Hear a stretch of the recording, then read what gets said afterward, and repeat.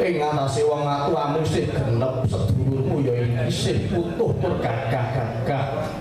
Lah kok omah-omah arep ngayahi dhewe. Kulah ya saru ta wisan. Oh, ya lho. Rama Janaka saguh bakal nglamarake calon garwaku. Iya wisan geni. Tenan. Iso tak ugemi lho ucapmu. Iya. Apa wis tau ora kabare Janaka ncat saka janji. Ya. Muga-muga jagat nyekseni. Kakang Antasena. Oh ya nyekseni lho, Kang. Ya, tak jeni. Iki Kanjeng Rama saguh nglabekke aku. Lan kowe dadi resine. Ya. Kok ke matre apa ora? Ora usah. Siap beres. Kapan lek jamuku ora netepi janji? Aja takon, dosa tak tulis ning koran sing gede banget. Raden Janaka ingkar janji melanggar RUU pornografi dan berwasi. Wong edan. Banjur putri ngendi? Lan sapa arane? Wisan geni Gage Matura. Rama. Sing bakal tak rabi putri saka Pertapan Cakrawala, anake Begawan Dewa Kartika. Dene jenenge yaiku Dewi Kencana Resmi. Rehne dheke mau. Nalika semono Kanjeng Rama wis dawuh yen saguh nglamarake, mula saiki mangsa Bodhawa. Aku pasrah bongkokan lamarke ya, Pak.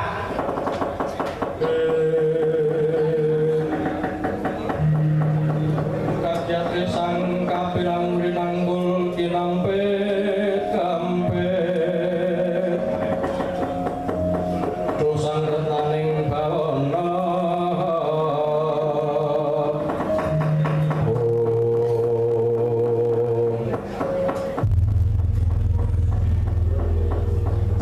wis anggeni piye Rama yen kena tak eman urungna wae. Aja dhaup karo Kencana Resmi. Yen to butuh wong wedok ngendi bakal tak lamarake. Apa kuwi anak ratu, apa widodari ing bapa saguh nglamarake nanging waton aja Kencana Resmi ya wis anggeni.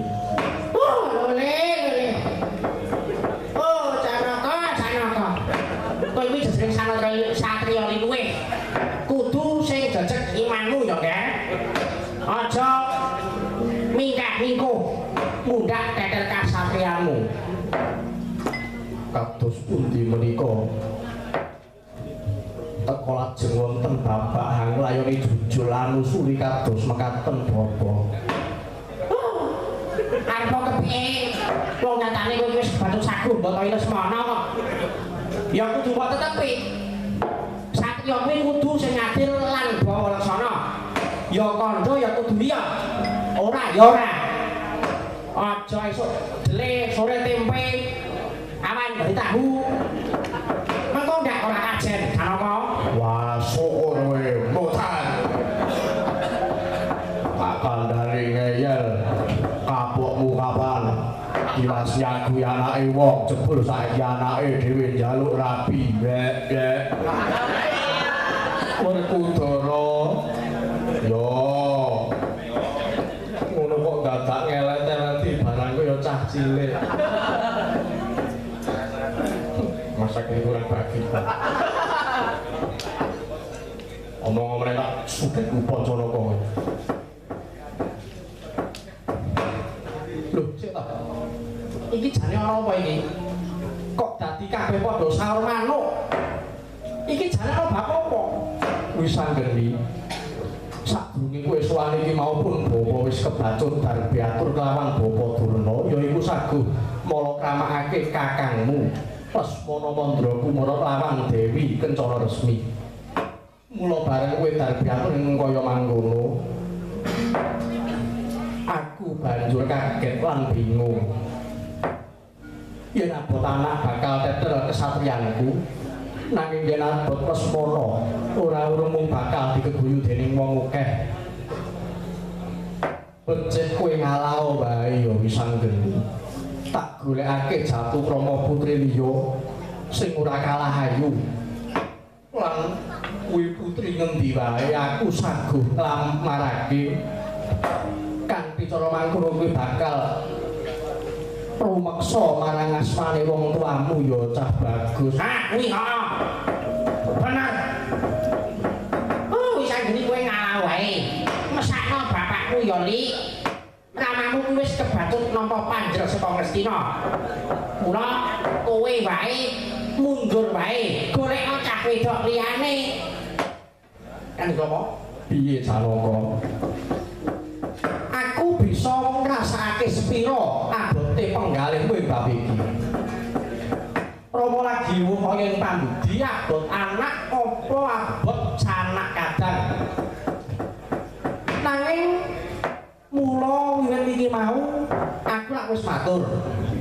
Yen suwanku mrene ora bakal njaluk bondo probaya apa wae, kabeh aku bakal nglamar dhewe.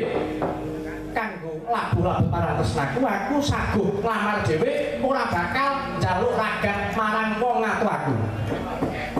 Dewi Kencana Resmi tak lamar dhewe ragat iku tak cukupi dhewe. Nanging rasaku sing ora kepenak yen mbok kowe golek wanita liya wae. Aja Kencana Resmi moh. Pokoke aku wis kebancut tresna karo bocah siji iki, nek kon golek liyane aku trimo mati wae. Aku ora bakal golek liyane. Ah bener. Aja gelem. Wong tresna kuwi mung karo wong siji, nek pancen wis tok antepi ya kuwi antepana, aja mingkah-mingkuh karo liyane. Nek nganti kowe ujar liyan, kowe ganti wong wedok liya, malah kowe mungsuhe uripku durung tak pateni dhewe kowe. Lho, aku anarkis, aku ora anarkis. Ora ngono kuwi aku ora meten-meteni bocah. Aku ora meten-meteni. Nanging iki kasunyatan ugemaning wong urip kaya mengkono. Aja gelem tresna kok dipeksa, kuwi ya kuwi. Werkudara. Oh. Tak meneng wae. Karo sulit kalah. Kakang yo kalah. Ini kalah. Bilang ini apa? Oh! Kowe kok dadi ora durnale ning ngono berani ngopo to, Mo? Mbok aku kan mau ya ora ngerti. Wis anggene piye, Mbah? Kowe manut karo wong tuamu ya, Li. Kowe manut wae. Bapakmu mesakake kae mengko nek ngrabi. Nek ngrabeke kowe mengko tetel kasatriyane kowe ngalah wae. Ora usah kenceng kudu Kencana Resmi. Tak goleke saka lima ya akeh. Prawan sunci kabeh ayu-ayu. Mbok kowe goleki jol sing pat. Rega pira? Aku mau aku nek bangsa didol-dolan kaya ngono. Terus aku siji wong Kencana Resmi. Simbah Durna barang ning kono iki urusane iki mau apa? Lah ya ngabeke Lesmana Mandrakumara kae mau apa? Oh. Mulane kok. Antasena. Piye? Saiki kowe manut bae. Manut bae iki wis anggene tetep kudu mundur. Kencana Resmi bakal gak karo Lesmana Mandrakumara. Sik. Nang kene iki jabuanku dadi pengawal pribadine adikku lanang wis anggene. Sajrone wis anggenar dhaup karo Kencana Resmi, aku sing kejibah ngreksa keslametane adikku. Mula nek ana rembugan sare utawa swara mentah, aku ora nyawang kok wong tuwa apa dudu, kuwi sanak apa kadang apa kanca mitra lan liya-liyane. Nek pancen kuwi ngalang-alangi marang dhaupe adikku lakon mungsuhe Antasena tak pateni papan kene tenan. Wah, ini malah saya repot meneh iki. Wah, piye? Iku kudu golek aku apa ya. Antasena, Apa? iki kudu nggone papan wong susila. Iki papane wong apik-apik, dudu papane wong ugal-ugalan. Aja mung waton mengo lambemu. Ayo sembuh kok. Ora idep. Pokoke wisan geni tetep kudu rabi nglawan Kencana Resmi. Kakang Insinyur Antasena. Piye Yai wisan geni SPD? SPD ki apa? Sarjana Produsa. Senangan ora. Tanpa paedah wae dhewe kesuwen jabungane kene. Wong sajake Kanjeng Rama luwih abot karo anake Duryudana tinimbang karo aku. Luwih abot Lesmana tinimbang abot Wisageni. Tasah kesuwen budal ning Cakrawala digoleki dhewe. Apa ngerti dalane? Wis pokoke mengko digoleki. Lah pamit to. Rasa pamit peda apa pamit dalane?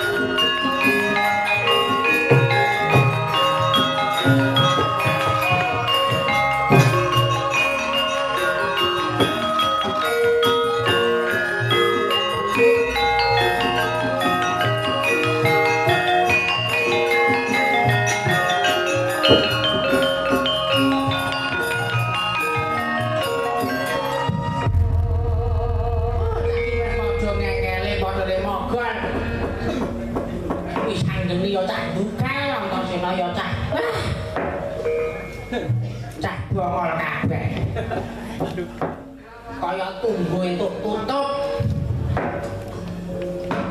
Ya, anak Prabu. Wonten dawuh. Salajengipun menika kados pundi? Menika wonten ketadosan kados makaten menika naikipun kados pundi, nggih? Bobo, boten perlu ngewahi tantaman sekawit. Ning Yayan Juna sampun lajeng sagah. Inggih kedahipun tetepi. Janaka Wonten dawuh. tenan ya iki kowe sagu tenan. Kowe ora gagas anakmu. Nuwun inggih. Ngestokaken dawuh. Kula tetep badhe ndhawuhaken anak kula pun Lesmana Mandra Kumara. Ya, yen kowe mengkono ayo. Budal saiki tak kanthi ning Ngastina. Oke, Janaka. Nuwun inggih. Ya. Angger Prabu Darmakusuma Wonten dawuh. kemangga ingkang Bapa nyuwun pamit. Ngampil ingkang rayi Janaka. Kagem srana ndhawaken anak kula Darmakusuma. Kemangga kula nyuwun pamit. Nuwun inggih ingkang atos-atos mugi lebet ing karya Bapa Durna. Nuwun inggih. Werkudara lan kembar Bawa. Wonten dawuh Prabu. Tak anggep Puspurna gatine panangkilan dina iki. Bubarna kang padha mara seba ing Sunarsa kundur anggedaton. Mugi sesantiku kabeh padha lebda ing karya.